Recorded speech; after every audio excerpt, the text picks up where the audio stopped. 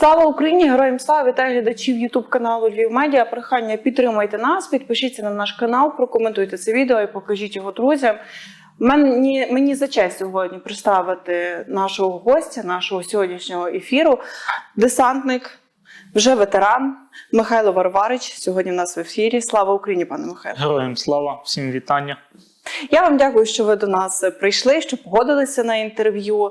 Як ви зараз? Як зараз себе почуваєте? Вже пройшло майже 2 роки, можна сказати. Так, майже 2 роки від початку поранення. Почуваюсь, в принципі, добре, моральний стан хороший. Основне, зараз вирішую такі різні проблеми. Оце з паперами, оце звільнення зі служби, проходженням МСЕКу. Оце все, можна сказати, з бумажками зараз в більшості займаюся. Пане Михайло, для вас війна, напевно, не стала несподіванкою в тому контексті, що ви кадровий військовий. Ви були контрактником, якщо я не помиляюся. Ви в 16-му році, здається, на початку, якраз 26 лютого. Повномасштабна війна, я вам скажу так, вона мене вже застала таким, що я вже мав звільнятися. Я вже так само проходив ВЛК, тому що 24 лютого почалась війна, а 26 лютого в мене закінчився контракт. 26 лютого це мала бути субота, тобто в четвер початок повномасштабної, а в п'ятницю я би мав вже звільнитись.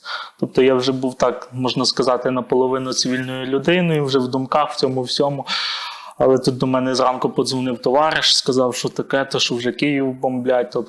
І тоді я вже зібрав речі і побіг зразу в частину, можна сказати, з самого ранку. Що до чого, щоб зібратися, спитатися, коли буде можливий виїзд там до товаришів, до побратимів, до свого підрозділу, щоб вернутися зразу з ними і вступати в бій з агресором, який напав на нас. Ви були у 80-й окремій десантно-штурмовій бригаді, десантник. Завжди хотіли стати десантником? Так, в мене батько служив теж в десанті, так само мамин брат, тобто, більшості всіх, і якщо йти служити, то хотілося іменно якісь елітні війська, тобто, і хотілося 80-ту десантну штурмову бригаду, тому що вона і відома завжди, вона ще в Хирові тоді була, в мене батько ще в Хирові служив в 80-й, і за рахунок того, завжди хотілося туди, якщо служити на контракт, то тоді не було набору, тобто не міг сюди попасти, але як попав в учебку, тобто там вже більшості почав готуватися, була можливість, тобто, що приїдуть, що можна відбір пройти і туди поступити, то тоді вже кинув курити, тому що ще тоді курив, тобто почав так фізично себе гартувати, займатися, зранку бігати досить того, там підйом був десь приблизно біля 5:30, я ставав вже десь 5 ранку, тобто, щоб піти побігати, трошки набрався на турнік, щоб підтягнути себе фізично. І, в принципі, радий був, що мені повезло, коли вони приїхали, що нормативи здав і туди попав. Який для вас став переломний момент, що ви точно зрозуміли, що я стаю військовим?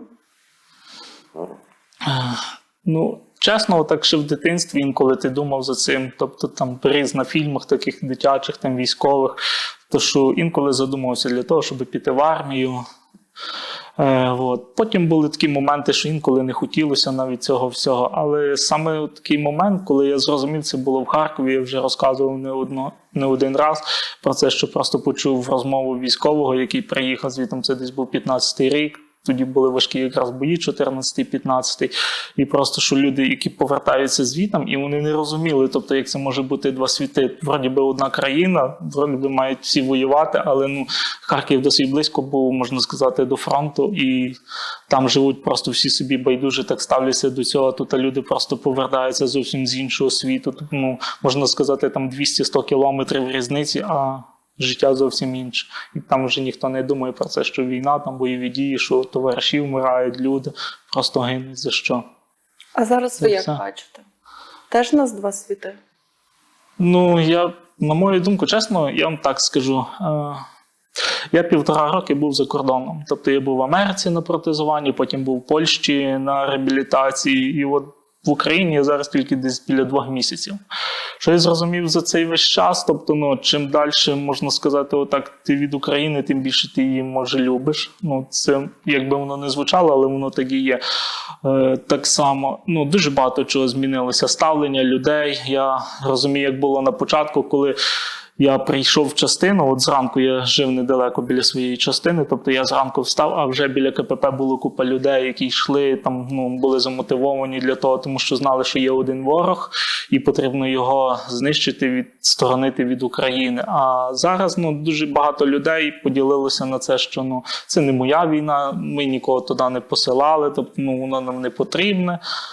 Дуже багато людей помінялося, їхні думки змінилися. Я розумію, що багато чого це вплинуло, можливо, так само і на дії нашої влади, що вони до цього. Я розумію, що більшість цього всього причини є так само влада. Це є влада, яка в нас стоїть зараз, і що вона показує. Тобто вона не показує своїм прикладом, що Україна в єдності, що ми всі робимо це заради одної перемоги. І так само, що я побачив, можливо, я правий, можливо, не правий, що дуже багато зараз в медіа закидують того, що хочуть розсварити просто військових і цивільних. Тобто, будь-які такі фрази закидують, там, от я б йому коліно прострелив, тобто, якби він з машини вийшов чи ще щось. На мою думку, потрібно народ і військових гуртувати разом, щоб вони були, а не розсварювати. Я не розумію, навіщо просто оце все діється, говориться, тобто в медіа запускається, чесне слово, я цього не розумію, навіщо, до чого це все ведеться, як можна, тобто, стравлювати одних на других, а потім казати, а чому ті не хочуть йти туди, ті тих ненавидять, а ті тих просто бояться, або не знають, чому так не має бути.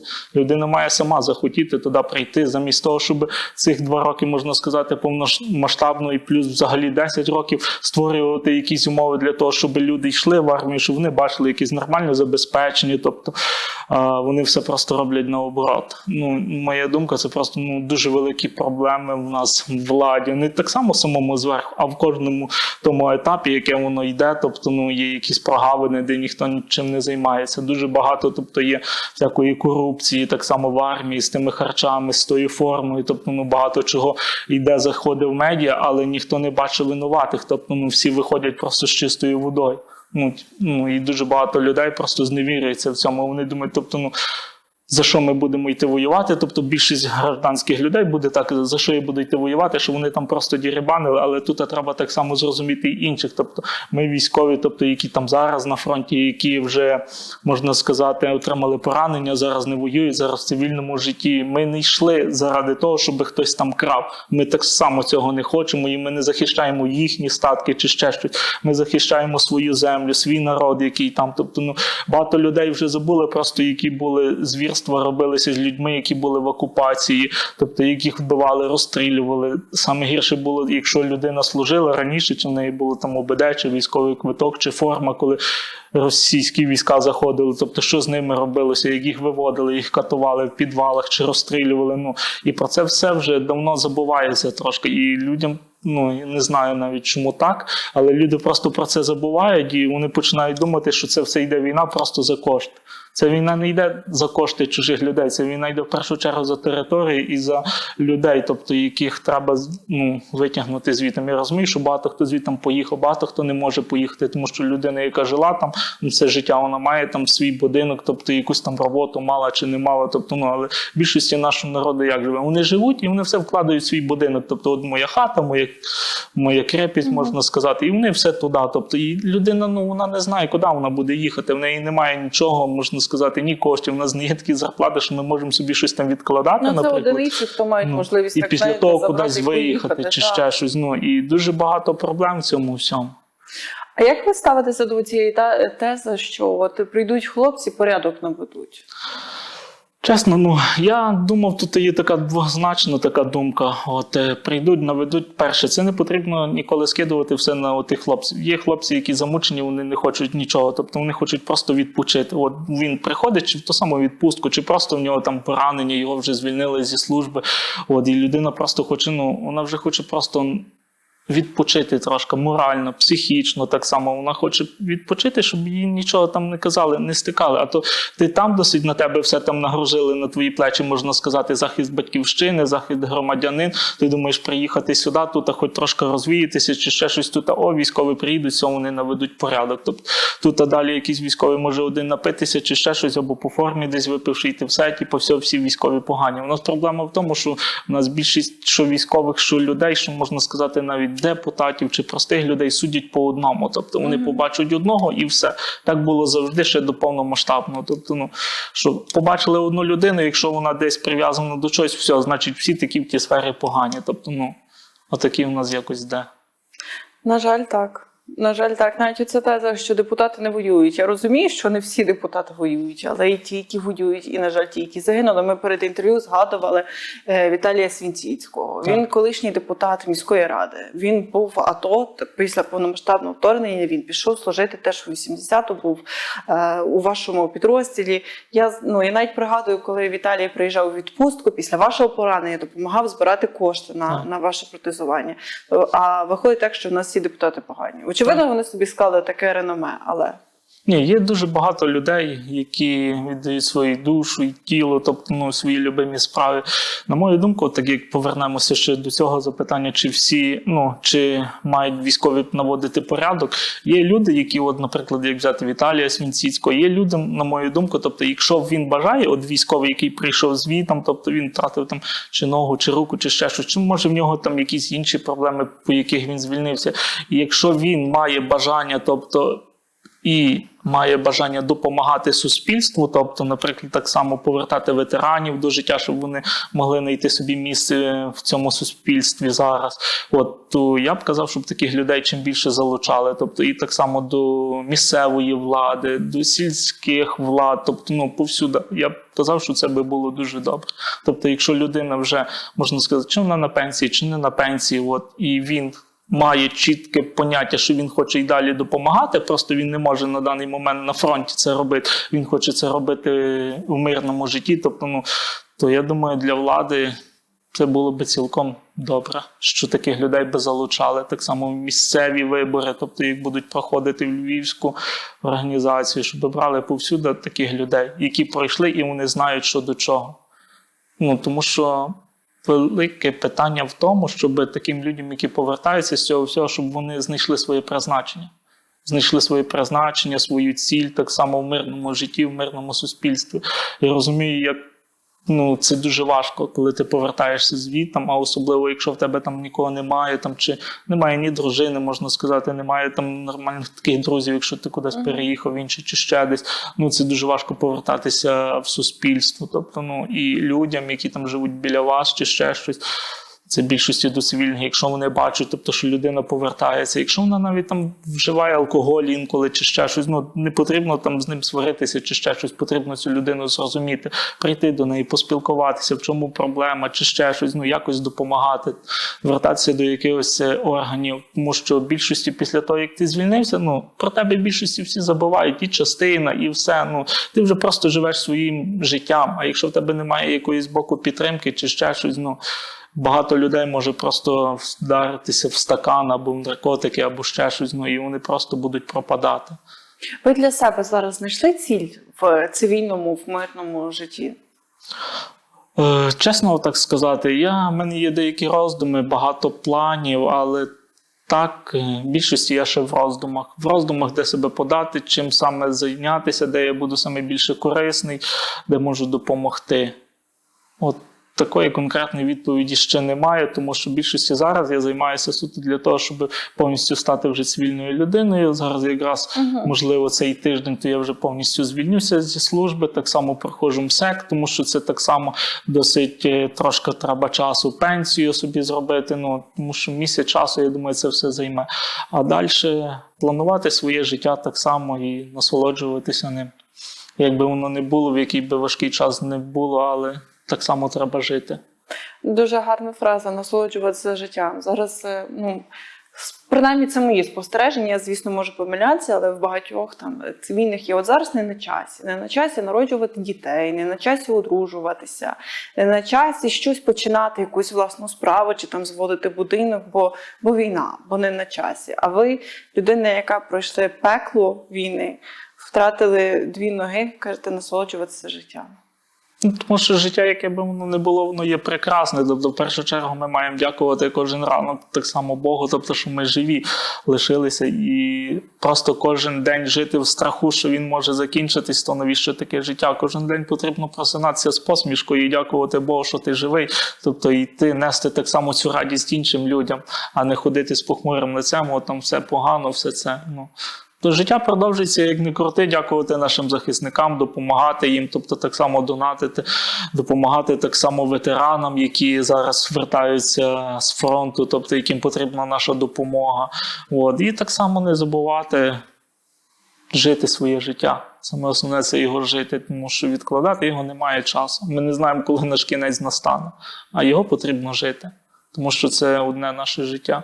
І правильно його прожити. Ми вже згадували частково, що вам збирали гроші на протезування. Так? Як це все відбувалося?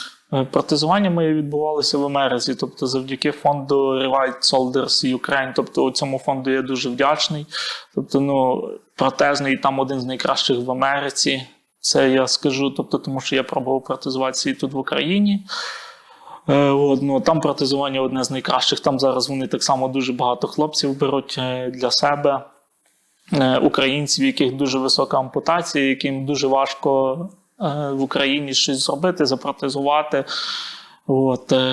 В Америці там, можна сказати, про протезування, я вам розкажу просто, чим це відрізняється в Америці і в Україні. В Україні проблема в тому, що більшість протезних, яких зроблено, тобто перша це проблема, це фінансування. Україна не виділяє достатніх коштів для нормального протезування.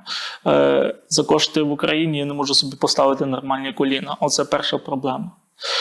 Друге, тут немає нормальної реабілітації, а якщо вона і є, дуже багато людей, дуже багато зараз людей, які її потребують, і не вистачає на всіх часу, і вона, можна сказати, знаходиться дуже мало часу на одну людину буде даватися.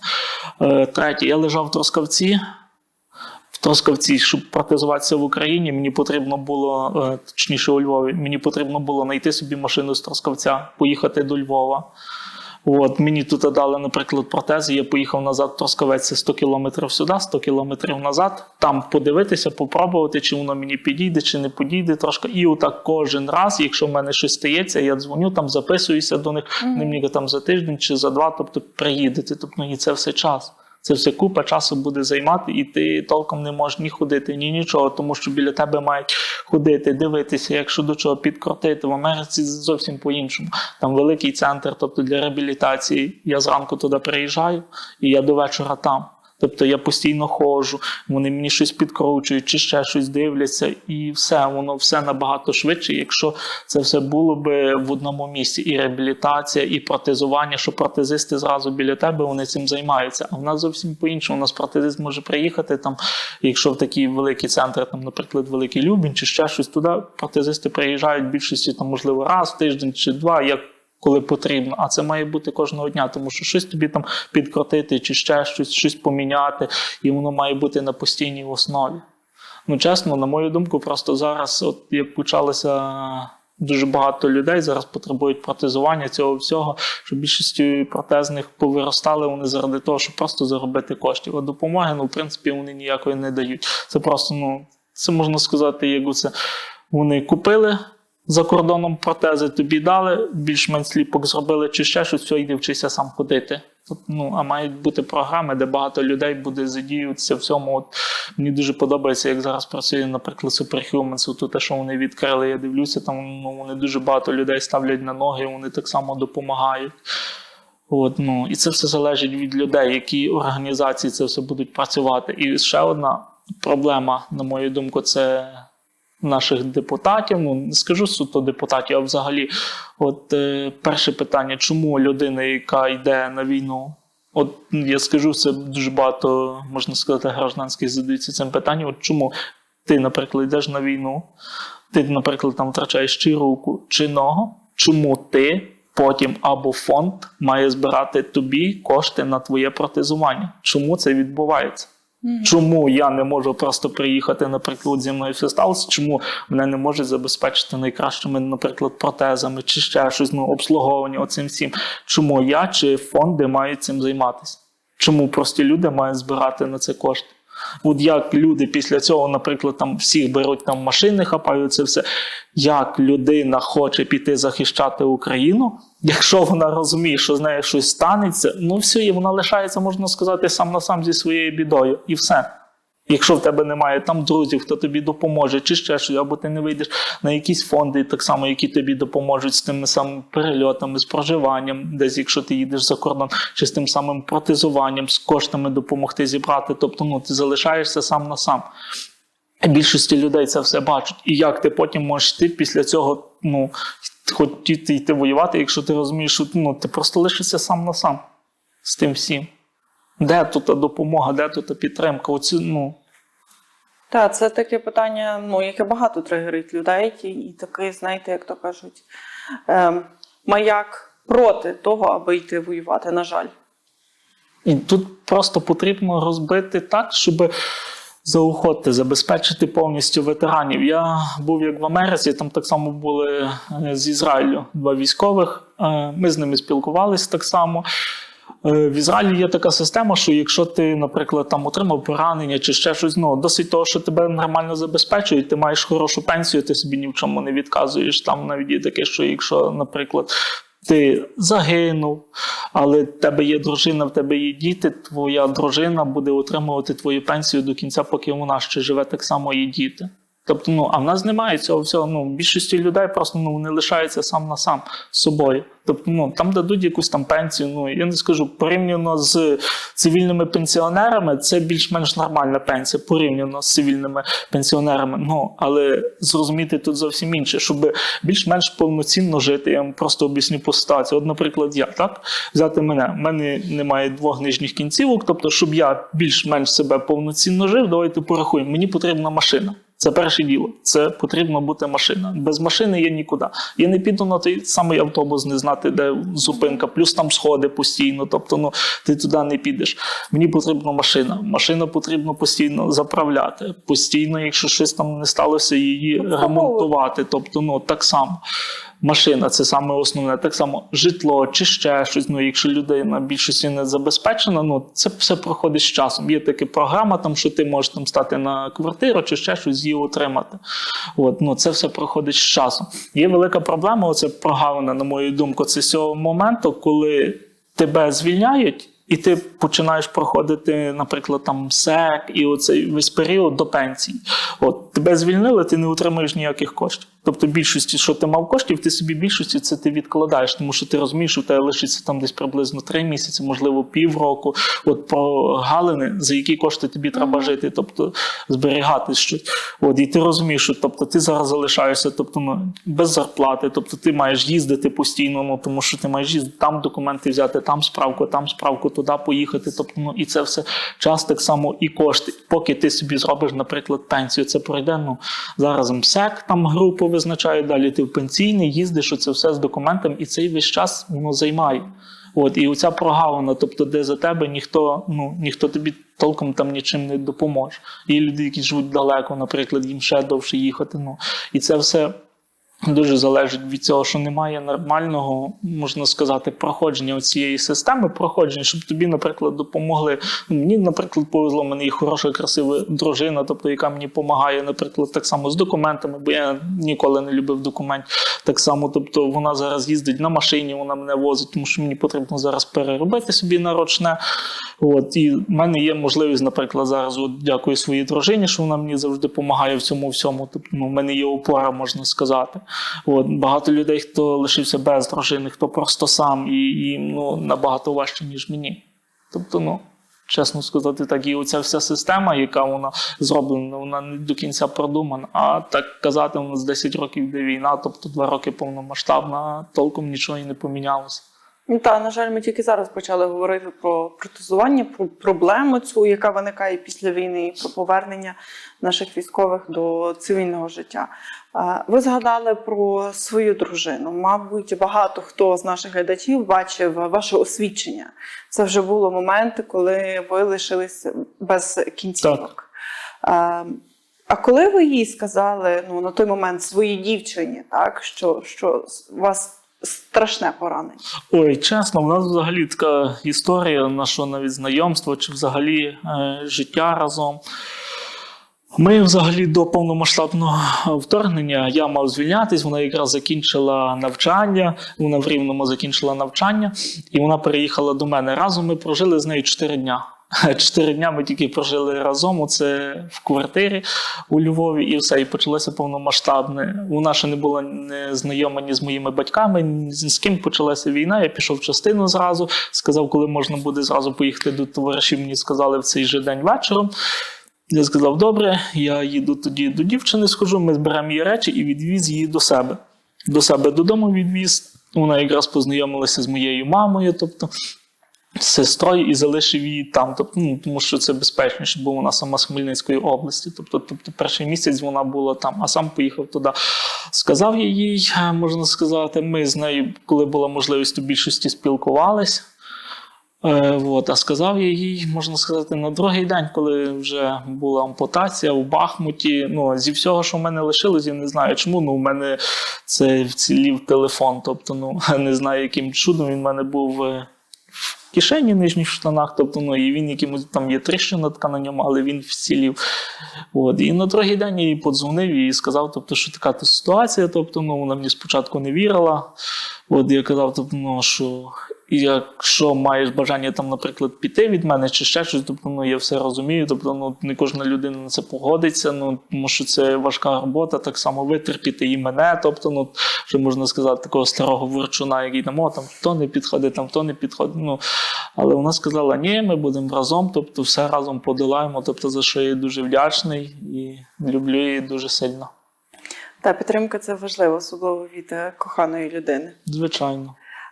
Ви сказали, що якийсь телефон вцілів. Це насправді просто як диво, напевно, що телефон дуже вцілів, дивно, тому що я знаю, що ви на міні підірвалися. Так, в мене повністю, я ногами вже не міг нічого.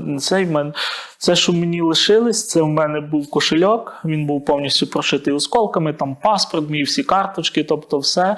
А телефон залишився там, я не знаю як, він витримав, наприклад, там якийсь осколок чи ще щось, і залишився цілим. До речі, ще досі з ним ходжу. Не хочу міняти, щасливий. А евакуація у вас скільки часу відбувалася?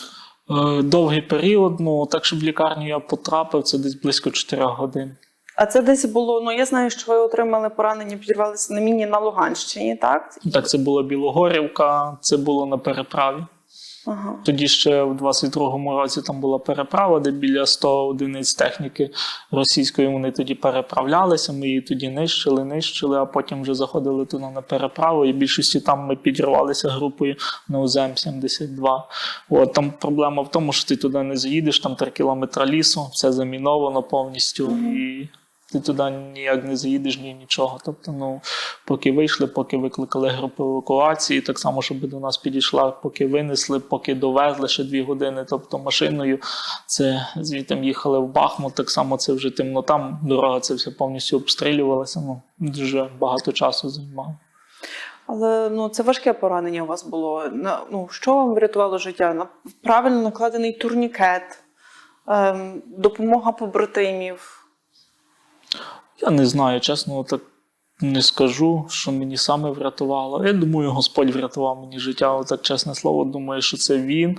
То, що є в мене якісь ще плани на це життя, тобто щось зробити, щось допомагати так само людям. Я думаю, що це він, тому що мене поки везли, я 3 рази, можна сказати, вже втрачав свідомість, тобто вже відходив на цей світ. Потім я ще, як мене вже через пару днів доставили до Львова, я ще тут на місяць в реанімації пролежав. Тобто, я думаю, що це Господь допоміг мені. Так само не без побратимів, звичайно, які мене звідти витягли, але доля це була його.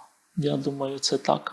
Тобто, чесно, я отак раніше думав, дуже багато в мене товаришів хороших, тобто воїнів, які були просто ідеальні в своєму, вони займали перші місця по всіх змаганнях, по цьому всьому, але війна – це не змагання, це не це. Тобто її там ніхто не вибирає, тобто коли його час прийде. І дуже багато хороших людей, таких спеціалістів просто в перші дні гинули, тобто в перші місяці дуже багато найкращих загинуло. Я думав собі так, тобто, що дуже багато людей, які загинули, значить вони вже заслуговують на краще життя. Тобто, а я як наполовину, можна сказати, значить ще маю там виправити свої життєві ситуації. ситуації та й стати кращим, щоб вернутися туди до них, та й все. Я слухала вашу розповідь в одному інтерв'ю. Ви сказали, що в 16, 17, 18 роках раніше, так, ви думали, що якщо, не дай Боже, поранення, так, не хочу бути обузою для своїх рідних. А от коли отримали поранення, то ви сказали, що у вас була дуже велика жага вижити. Так, тоді просто я тоді вже зрозумів, коли підірвався, що ніг в мене вже не буде, тому що я коли вже пробував шевелити ними чи ще щось, я вже не міг нічого, і було просто бажання вижити. Не знаю чому, але було бажання вижити і все. Ти, знаєте, як це кажуть, як правильно сказати, жага їсти приходить під час обіду, так само можливо і про життя. Приходить під час їди. І так само можливо і життя, коли воно стосується в тебе на волосині тримається, ти тоді іменно розумієш, що чи ти хочеш жити, чи не хочеш жити насправді. Тобто, і тоді ти розумієш справжні цінності цього життя, тобто які вони є. Ти не, можна сказати, не паришся по таких проблемах, як більшості цивільних тут, а паришся по цьому всьому. Я знаю просто по мені і по моїй дружині, по Ірі, як Іра постійно там за все переживає, за все. Я кажу, тобто все буде, всьому свій час. Тобто все як має бути, так воно і буде. Тобто нема чого паритися, що буде там за місяць, за два. Я розумію, щоб планувати, ми вже з нею багато чого планували. І звільнитися, і жити. Тобто нема чого, все буде в свій час. Тобто, як Бог дасть, так воно все буде. Тобто, а там плани будувати так чи інакше треба, але не сильно в них занурювати. Це як розказати Богові про свої плани, розсмішити Бога десь. Все буде в свій час. Тобто все, що тебе чекає, воно в тебе буде. Що не твоє, воно від тебе піде. Під час повномасштабного вторгнення, що вас вразило в росіянах? Те, що ви, можливо, відкрили для себе в їхній поведінці, в їхній манері ведення бойових дій? Ведення бойових дій, я не знаю, дивлячись на зараз, тобто це вже дуже багато чого війна змінилася, тобто як було на початку, як зараз, це небо і земля, можна сказати. Тобто, що мене саме більше, це початок, це можливо, це ненависть, тобто до українців. Це перше, що мене здивувало. Далі їхній дебілізм на початку, тобто вони просто їхали, я просто пам'ятаю навіть ту саму Білогорівку, тобто, де ми зробили їм засідку, де по них просто все летить, авіабомби туди скидали, тобто арта гатить, а вони просто їдуть отак зверху на техніці, я не знаю, чи вони під чимось були, чи ще, просто такі, можна сказати, як зомбі безсмертний просто їде і чекає. Я розумію, що в них, можливо, там два шляха, тобто або ти підеш вперед, тобто або тебе просто розстріляють ззаді, або тебе розстріляють тут. Я розумію, наприклад, він, напевно, думає, якщо мене розстріляють ззаді, їм навіть там чи сім'ї їхні, чи ще хтось, я не знаю, чи їм там щось виплачують, чи ні, що нічого не дадуть. Тут він, думає, що може ще щось за це, але, не знаю. Там більше здувало оце, мародерство, тобто як красти там, чи ще щось, те саме золото знімати з людей, щось таке красти, як там було унітази, вони постійно вивозили, чи ще, можна сказати, це як дич. Але чесно так сказати, це більшості стосується не самих корінних русських, це стосується більшості оцих, хто там до них прив'язаний. І так само більшості спілкуватися з цивільними, коли ти заходиш в село, наприклад, там звільняєш якесь село чи ще щось, після того ти спілкуєшся з людьми, і саме гірше до тебе ставилися не самі русські, а ставилися так само ті, що були вже в окупації, ЛНР, ДНР, тобто більшості часу оці там... І ви маєте на увазі, до людей ставилися найгірше оці представники оцих так званих ЛНР, ДНР, гірші, ніж там буряти? От саме гірше вони ставилися. Тобто, що до цивільних людей, що до військових, тобто, це більше, чесно, це просто так, як, я навіть не знаю, це як просто якихось диких людей просто взяли сюди і запустили просто в Україну, і вони не знають, що робити, там надивилися якоїсь там, на нас погано, на людей, що ми там щось робимо. Взагалі собі жили спокійно, нікого не чіпали, вони просто залітають, можна сказати, як дич, оце нічого не бачили, отак, як голодного в клітці тримають, а потім йому дають миску, і він ото біжить, все розхльопить. Можна сказати, така думка про них склалася. Пане Михайло, ви сказали про звільнення сіл, населених пунктів, звільнення українських міст, так? Для вас є такий якийсь, напевно, епізод, коли ви брали участь в деокупації, який ви просто ніколи не забудете? Та, чесно сказати, Багато таких досить є, тобто, ну, це особливо, тобто, як мої друзі гинули біля мене, тобто, ну, це, ну, ти пам'ятаєш просто все довкола, тобто, як там було, що до чого, тобто, ну, це в пам'яті воно закарбовується на все життя. Ну, тобто, і ці населені пункти, і все. Тобто, ти можеш забути назву цього населеного пункту, повністю все, але, ну, ти пам'ятаєш, тобто, ну, цю посадку, пам'ятаєш повністю все, тобто, ті терикони, ну, всю ситуацію, що вона там як була. Так само ти, коли йдеш, там, наприклад, йдеш на штурм, 4 ранку виїжджаєш, там 3 ранку виїжджаєш, тут штурм закінчується десь година 4 дня, але коли починається вже сам бій, тобто, час просто завмирає, ти його взагалі не відчуваєш. Та й все. А як люди вас зустрічали, коли ви звільнювали села? Може, щось пригадуєте? Як де і залежно де. Є багато людей, наприклад, там, де були нові, оце Запоріжжя, наприклад, там більшості люди всі добре вітали, ну, типу, були дуже раді нас бачити. Так само Херсон дуже раді бачити. Ну, так само скажу за Луганськ, Донецьк, там двоякісне ставлення людей. Тобто було таке, що просто навіть ці вільні засипали окопи тобі. Засипали, тобто, окопи нам. Було таке, наприклад, ти приїжджаєш там після задачі, тобто, бо ми більшості штурмовими діями займалися, тобто, ну, в нас є якесь планування задачі, тобто нам дають там задачу, от маємо їхати туди штурмувати, наприклад, проводимо якусь дорозвідку, так само, типу, маємо планування, так само людям дати трошки відпочити, підготуватися, почистити зброю, тобто БК, все. І ти лишається там, можливо, 2 дня, там 3 дня, тобто, щоб люди відпочили, ти заїжджаєш в якесь, наприклад, там село там, чи СМТ, от і приходять люди, типу, це більшості в Луганську чи в Донецьку таке було, типу, їдьте звідси, бо ну, люди в першу чергу вони бояться, тобто вони, якщо побачать там русський, наприклад, що десь там військовий чи пройшов, чи ще щось, вони просто будуть стріляти, обстрілювати це місто, їм байдуже, чи є там цивільні, чи нема цивільні, ну, і люди більшості, типу, не будьте тут, типу, ну, це суто було таке в Луганську і в Донецьку. Вони тобі спочатку таке все говорять, а потім через півгодини вони приходять, дайте, будь ласка, їсти, бо, типу, це, і ти їм даєш такий цілий пакет, один, другий, тобто, тебе може там бути, типу, хлопці можна дати, але ти досиш, тобто, цивільним, хай вони поїдять краще, ну, тому що ти борешся за них, тобто, але вона тобі спочатку буде тебе, ну, так до тебе ставитися, ти її навіть нагодуєш, вона все одно до тебе толком свого ставлення не поміняє. Це пов'язано з більше страхом, чи то з пропагандою? Я думаю, ну, розумієте, це, дивіться, я 16-го року там, в Луганську і в Донецьку, ну, там більшості тягнули русські канали. Що там, тобто, ну, люди постійно дивляться одне і те саме. Ну, тобі просто кажуть, що одне і те саме, тобто, і все, і все. Ну, що ти можеш об'яснити людині, взяти навіть ту саму Авдіївку, тобто, правильно, там люди жили 8 років під Україною, що можна сказати, там зразу Донецьк. Ніхто по Донецьку майже не стріляв з наших, ну, тут Авдіївку бомблять, і вони все одно ходять і винять Україну. Тобто, ну, вони прийшли русські, типу, міст нема, типу, і вони, ну, раді. Ну, я не знаю, ну, типу, це якась хвороба, можливо, чи ще щось. Ну, я не знаю таких людей, як назвати, це просто зомбі, можна сказати. Ну, типу, просто там плата заклинила чи ще. Ну, толком не поймеш. Ви сказали, що зараз війна змінилася, не порівняти те, що було в 22-му і зараз. Що мали на увазі?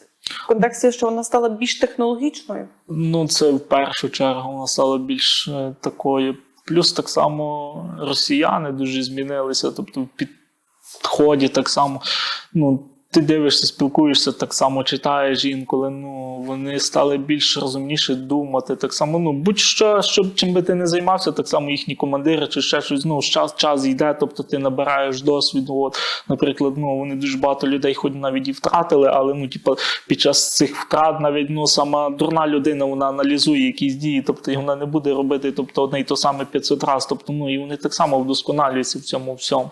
Так само по техніці, ну, вони вийшли на новий рівень, тобто, ну, чим більше техніки, от так як постійно казали, що в них техніка закінчується, чи ще щось, ну, нічого в них не закінчується, у них цього добра дуже багато, так само по самих дронах, тобто, як зараз технологія стала, ну, що в більшості дрони все працюють. Війна дуже змінилася кардинально. Зараз вже не настільки важлива сама людина, тобто, як важлива сама техніка. Якщо ти собі можеш, ну, це дуже багато життів зберігає, якщо ти собі сидиш в безпеці тим самим дроном, чи ще щось, чи туреллю працюєш, тобто, ну, дуже багато міняється все. Ви знаєте, я не буду вас питати, як перемогти Росію, тому що, мені здається, якби знали відповідь на це запитання, то і б сказали в Генштабі, і давно б вже це втілили в життя. Але як ви бачите перемогу над Росією? Що для вас означає перемога? Ну, чесно, я вам не можу відповісти на це запитання. Тобто, перемоги для такої в мене вже не буде, тому що я дуже багато чого втратив на цій війні. Тобто, в першу чергу, це друзів так само і ноги свої. Саме основне, це щоб настав мир і спокій. Тобто, для мене перемога – це коли більшість людей, які там знаходяться, вони повернуться до себе додому, тобто до своїх сімей.